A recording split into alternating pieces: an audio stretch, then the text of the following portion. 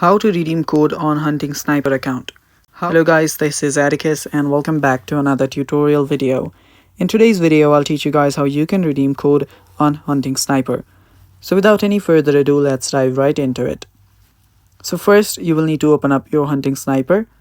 And after you've opened it up, what you'll need to do is you'll need to head over to this three lines that is on the top right corner. Now from there, you will get two options. One is mail, another is settings. Head over to settings.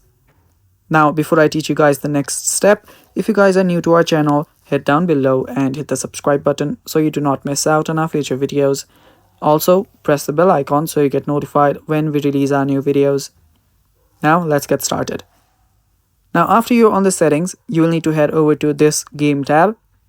Tap on game, and after you've tapped on it, you'll get two options on the bottom. One is language, the other is redemption code. Tap on redemption code. And now all you need to do is type in your code and then tap on redeem button to redeem your gifts.